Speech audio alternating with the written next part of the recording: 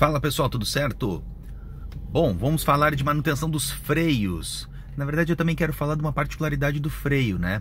Bom, se fez necessário fazer uma manutenção aqui nos freios dianteiros da Fielder. Desde o momento que eu comprei esse carro eu não fiz nada nos freios dianteiros dela. Na verdade, numa inspeção visual bem inicial eu já tinha constatado que tinha muito material de pastilha e os discos tinham sido trocados há algum tempo, mas eles estavam ok, assim, dava para ver que não tinha nenhum degrau assim muito acentuado de desgaste. E claro que para fazer uma análise mais precisa, né, algo mais pericial, tem que usar um paquímetro e aí fazer as medições ali de material ainda do disco, mas como eu falei, numa inspeção visual preliminar eu já tinha constatado que freio dianteiro não era um problema, né?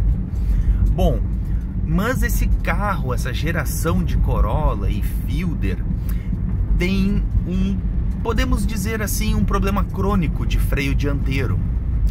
Não digo nem a questão do desgaste, que algumas pessoas relatam o problema de desgaste prematuro, vamos dizer assim, né, dos freios dianteiros. Essa questão do desgaste, ela está um pouco associada a outras características do carro. Por exemplo, o câmbio, né? O câmbio desse carro, de forma alguma, é um câmbio ruim, mas ele é um câmbio de 4 marchas. E o câmbio de 4 marchas tem muito, eu vou chamar assim, de espaço entre as marchas. As marchas são muito longas, o que acaba que o freio motor é muito ineficiente no caso desse câmbio. Ele não consegue fazer às vezes de um freio motor que a gente faria com um carro câmbio manual, por exemplo, né? Ou um câmbio automático mais moderno, né? Eu me recordo dos carros que eu tive Toyota até hoje, o único Toyota que tinha realmente um freio motor eficiente era a SW4 Flex, um câmbio 6 marchas. Aquele carro você sentia, quando estava andando, vinha frenando já para parar num semáforo, como a situação agora que eu passei aqui, tu sentia perfeitamente o câmbio fazer a redução de marcha e isso auxiliar muito a frenagem, tá? No câmbio 4 marchas, isso praticamente não existe. O câmbio ele não reduz marcha, ele não te auxilia em nada, ou seja, é exclusivamente tu vai segurar o carro no freio. Naturalmente isso vai gerar um desgaste mais acentuado dos freios. Então assim, ó, isso não é um problema crônico, tá? É uma característica, mas existe sim um problema crônico no freio, principalmente o dianteiro. O traseiro não tem problema nenhum nesse sentido, mas o freio dianteiro dessa geração de Corolla e Fielder, sim, tem um problema, que é o que? A Toyota praticamente subdimensionou o disco de freio desse carro. O carro freia mal? Não freia mal. Porém, é um disco de freio justo para o tamanho do carro. O que acontece a partir dessa constatação, né? Que o freio é um freio justo.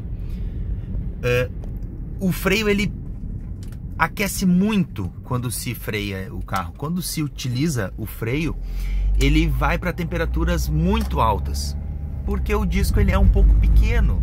Então a quantidade de material para criar a fricção, né, entre a pastilha e o disco, que é o que vai fazer o carro frenar, né, é essa parte de abrasão, né, entre as peças.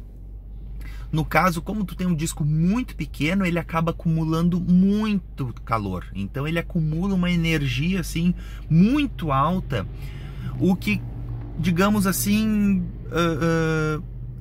deixa ele vulnerável a situações. Então assim, ó, é muito comum, por exemplo, esses discos de freio desse modelo de carro empenar, né? Que é o caso que eu tô aqui.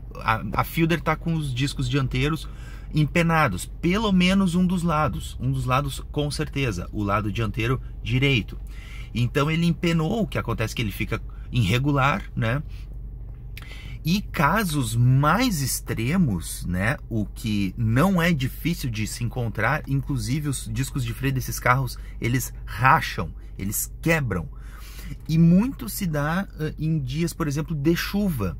Então tu tem ali um disco de freio que acumulou muita, que está acumulando muita energia, ou seja, ele está com muito calor, ele está ali super aquecido, ele está mega aquecido, por exemplo, e tu tá num dia de chuva. E aí, por exemplo, para pessoas que são um pouco mais cuidadosas quanto a poças de água, a água parada no asfalto, até acaba dando uma inibida nesse problema. Mas, por exemplo, aquelas pessoas que não cuidam, que não dão bola, que entram dentro de qualquer água parada em pista, claro, eu tô falando água parada daquelas que são evitáveis. Existem as águas paradas inevitáveis, né, no nosso dia a dia.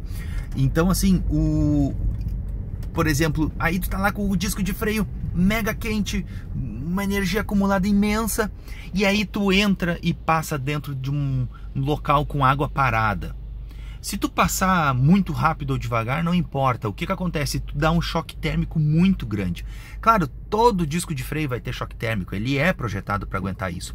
Mas pelo fato de ser praticamente subdimensionado aqui no caso da Fielder e Corolla dessa geração, ele acaba dando um choque térmico muito forte. O que acontece às vezes é que esse choque térmico, em casos extremos, ele quebra o disco, né, de freio. E em situações mais de dia a dia, né, por exemplo aqui, ó, tive que frear, tá? Eu tô andando aqui num asfalto que é um asfalto aparentemente não tem buraco, mas ele tem muita ondulação aqui. Por exemplo, no momento que eu freio e eu tô passando no asfalto ondulado, eu tô forçando o conjunto de freio contra essa ondulação também.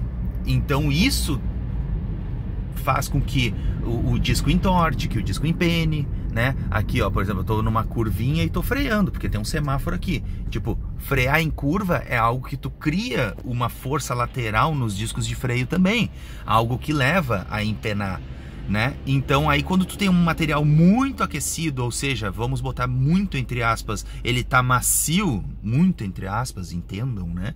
Ele tá macio e tu tá sujeitando ele a esses momentos, ele sim vai se deformar. O que a Toyota acabou fazendo foi corrigindo para a geração seguinte de Corolla, né? Que no caso não tinha mais Fielder. Então a partir do Corolla de 2009 ali, do modelo 2009, ele acaba então ganhando um disco de freio maior. Então o que aí já deixou o carro mais equilibrado, tendo em vista que a carroceria, a plataforma do carro é praticamente a mesma, né? Mudou só a estamparia mesmo. Então o carro manteve as mesmas características de peso e tudo, porém com discos de freio maiores, mais equilibrados para o uso, né? Para o carro em si. Então eu agora vou ter que fazer essa manutenção de freio. Eu tô indo lá levar o carro no Robson. Tô já com os discos de freio e pastilhas de freio. Não comprei original, né? Comprei disco de freio Fremax e pastilhas de freio Kobrek, que é uma marca que o Robson confia e foi a marca que a gente já colocou na traseira. Então quando eu fiz os freios traseiros, né, eu botei Fremax e Kobrek, então agora eu vou manter o padrão aqui na dianteira. Vou aproveitar que vou parar o carro, eu vou ver uma questão de um vazamento de óleo. A Fielder tá com um vazamentinho de óleo, a gente constatou que é na tampa lateral do motor ali que dá acesso à corrente do motor, a corrente de comando do motor. Então ela tá com um vazamento ali, não chega a pingar no chão, não chega, mas dá aquele suado de óleo no motor do carro. Vou aproveitar, já vou fazer a substituição de fluido de arrefecimento e vou fazer, que eu já fiz há uns 15 mil quilômetros atrás eu fiz a substituição do fluido de arrefecimento. Porém, como eu não botei o Long Life lá, que é o original da Toyota, eu fiz a opção então de botar uma marca de mercado e fazer trocas em um intervalo menor. E vou aproveitar também para fazer mais uma troquinha de óleo do câmbio do carro. Para quem acompanha os meus vídeos sabe que eu fiz uma troca parcial por indicação da própria concessionária. Concessionária lá, os técnicos me recomendaram que eu fizesse uma troca parcial, ou seja, eu esgotasse o óleo que fica no dreno do cárter da caixa, que é aproximadamente 3 litros de óleo, colocasse 3 litros de óleo original, né?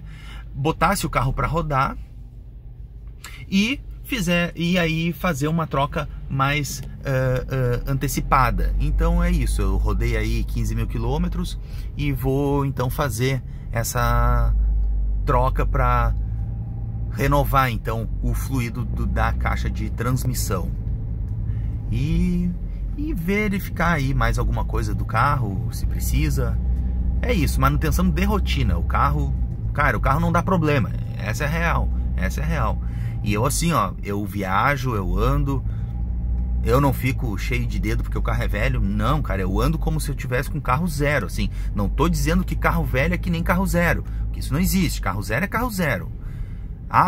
Muita gente fala assim, o carro é como andar num carro novo. Mentira. Até fazendo aqui um adendo, né? Isso é blefe. Não existe.